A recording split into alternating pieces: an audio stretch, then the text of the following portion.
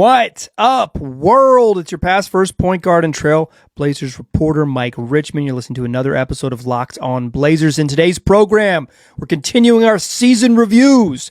Today's show all about杨瀚森and Kris Murray. We'll talk about what they did this year. We'll look back at my best and worst case scenarios from the preseason and talk about their roles if they can find one in the upcoming season. Let's start with杨瀚森, the big man in the middle, the Blazers rookie. Selected with the 16th pick in the draft when the Blazers traded back on draft night to select Hansen, who was there. He knew he was going to go sometime in the first round. You know, there was a watch party back home in Qingdao. They got a tip of some sort that they thought he was going to go. He thought he was going to be in the first round too because he was in the building, but he was still a surprise. Celebrated his 20th birthday that night and then showed up in Portland after an impressive summer league, or at least maybe not impressive. That's the wrong word. An intriguing summer league, an intriguing a few days, I was going to say a week, but it's a little longer, for 10 days, an intriguing 10 days in Vegas. And he shows up into training camp, and Chauncey Billups multiple times told reporters, Hansen's going to play. Hansen's going to play. We really like him. He's going to play. And sure enough, because of Rob Williams' injury, Hansen was their backup backup center on night one. On the year, played in 43 games, averaged 2.2 points, 1.5 boards, half an assist, shot 31% from the floor, 11.9% from three, and 82% from the free throw line. He started one of his 43 games and averaged 7 minutes a night in those appearances. You know, overall, the numbers are not impressive. He was 31 of 100 from the floor. That's how he got to 30%. He made 31 shots in his 43 games. 5 of 42 from three.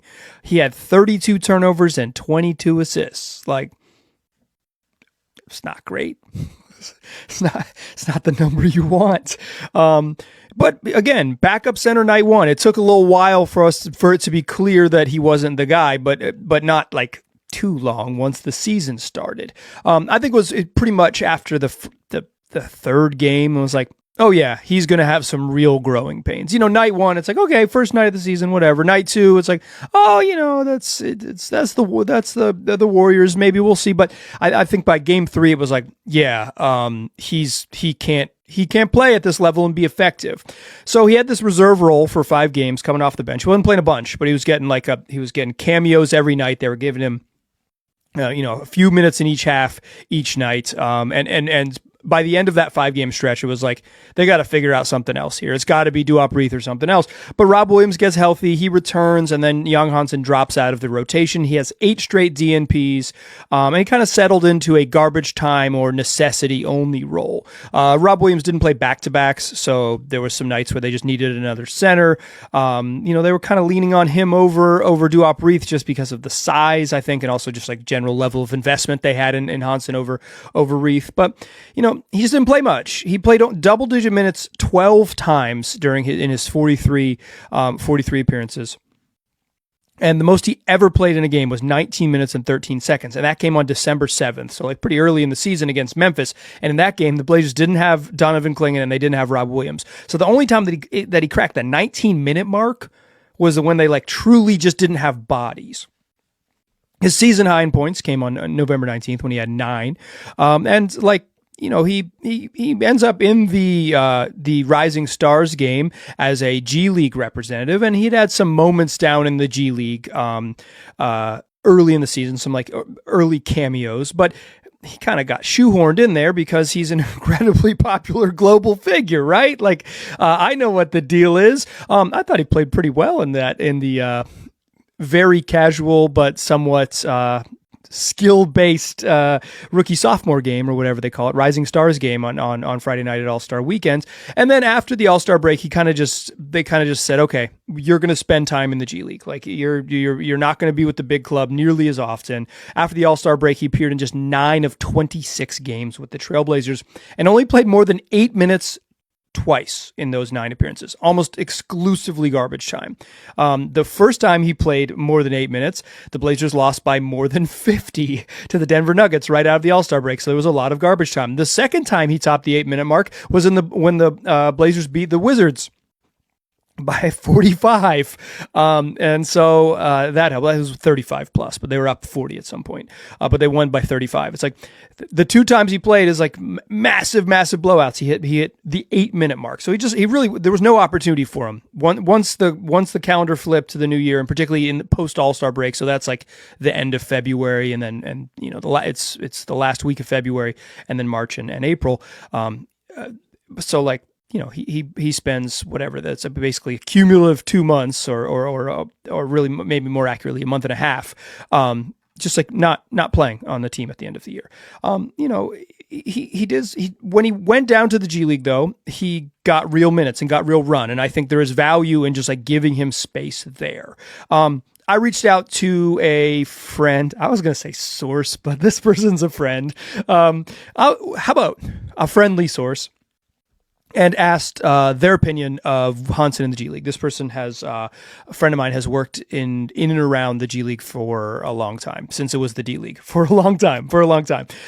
So and their take was that瀚森was intriguing, but not the type of productive that makes you like really screams NBA guy. And said like clearly from the first time they watched maybe the third time they watched, like certainly improved a bunch, but wasn't like in terms of jumping off the off the film, like just like such an obvious like, oh, league him type of guy.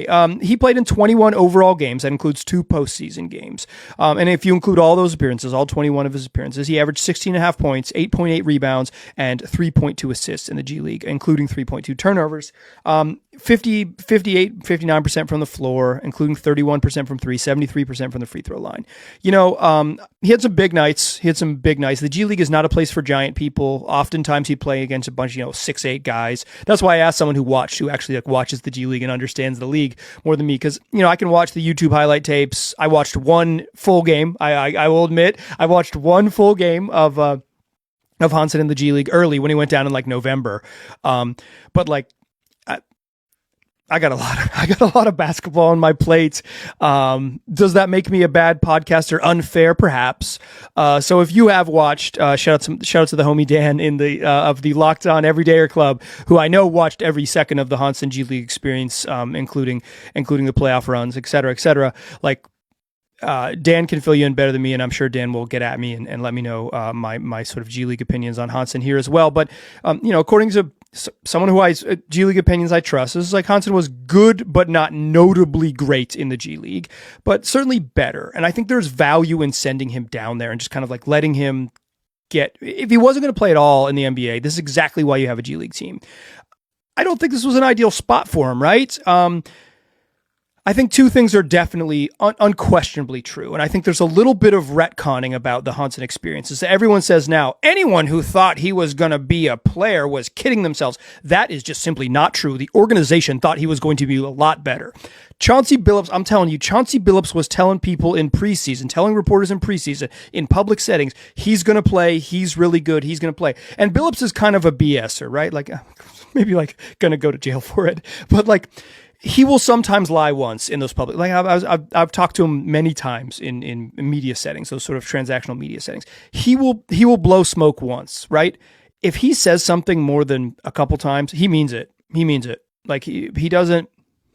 He did the same thing with Shaedon Sharpe as rookie. He said, he's going to play. I like him. And he played a bunch, right? Like they thought he was going to be better. And perhaps the changing coaching staff didn't afford瀚森an opportunity that he would have. But the Blazers didn't have minutes for him. And particularly late in the season when it was like they leaned into like, okay, we're going to go for it. We're going to try to be competitive. We're going to make a push to the playoffs.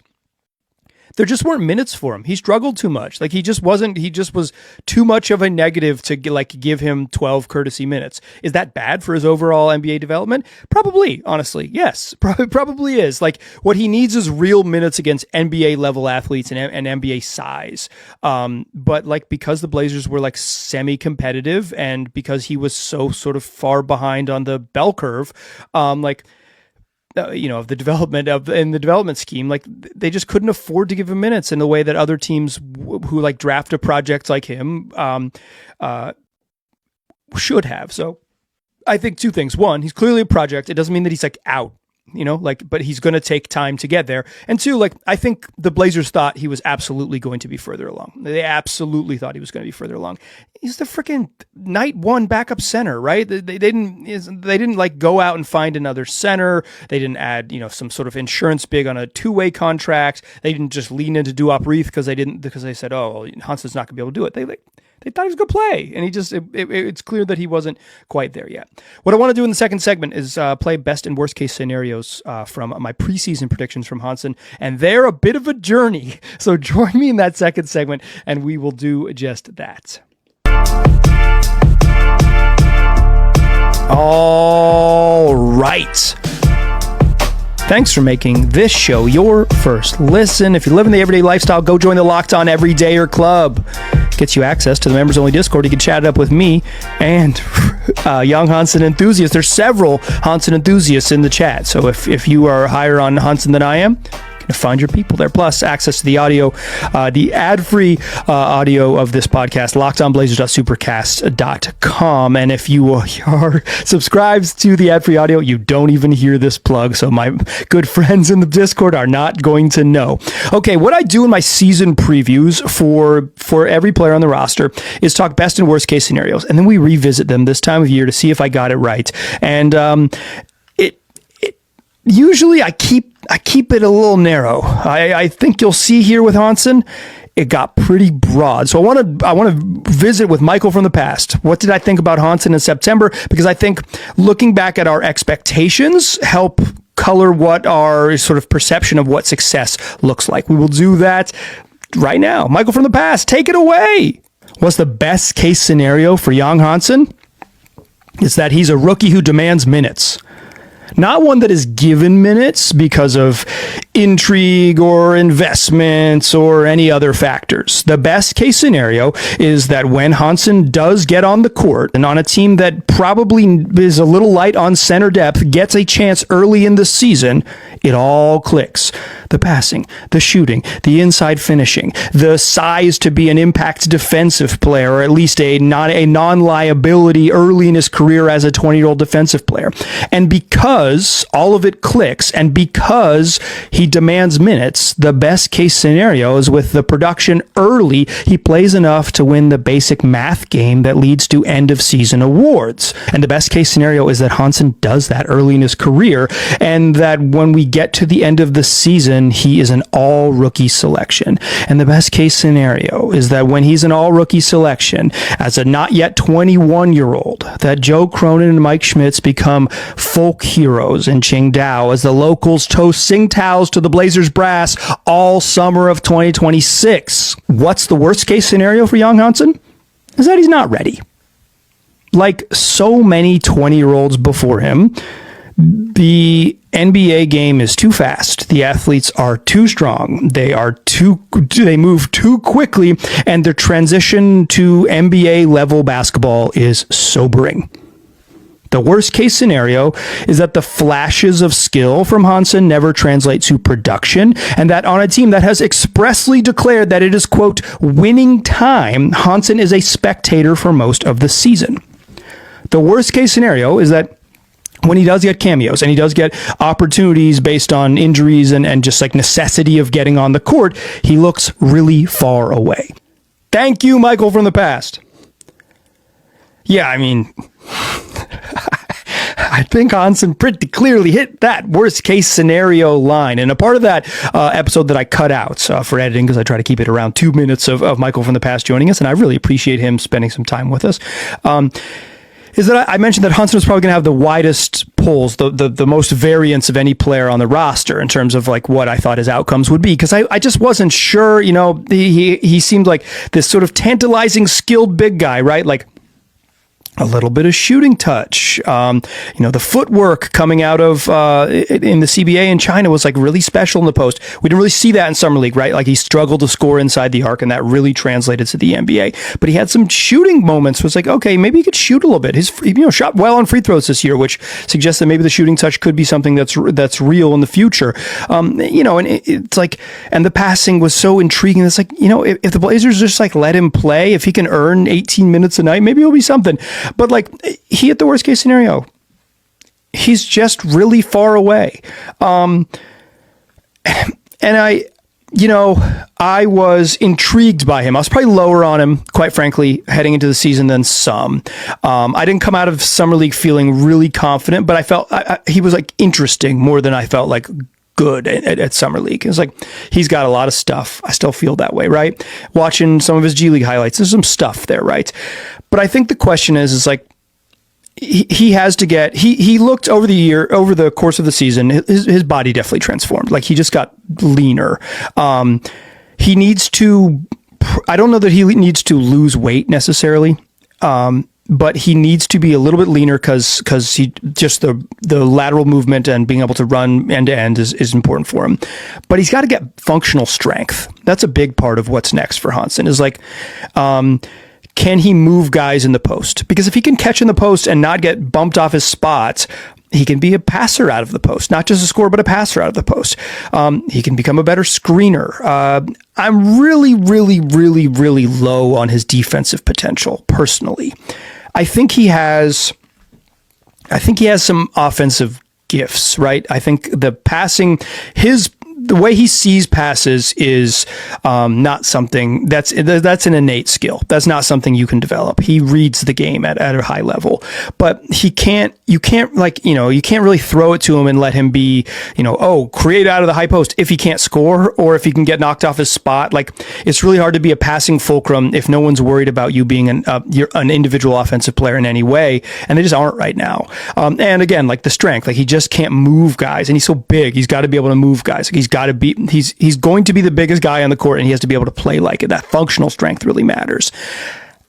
I'm not super high on centers whose main skill is offense, because I think if you are negative on defense at center, it's the most important defensive position. The bar for you being effective as an offensive player is unreasonably high, right? It's just, you just have to be so good on offense to make it work. That isn't to say that I don't think Hansen can be a NBA player. That's to say that I don't think his archetype often pans out as a high level NBA player. So what I'm asking with Hansen, and as I'm looking forward, thinking about what is best case and worst case scenario for next season, and I think by hitting that worst case scenario and clearly being a developmental guy, like, the question is like, almost certainly the Blazers are going to have a new coach, right? It seems like that's almost a guarantee. And perhaps a little more organized offense and a less just sort of like set a high screen and then make it happen, Tiago Splitter offense, but like a real, like actual structure in the half court.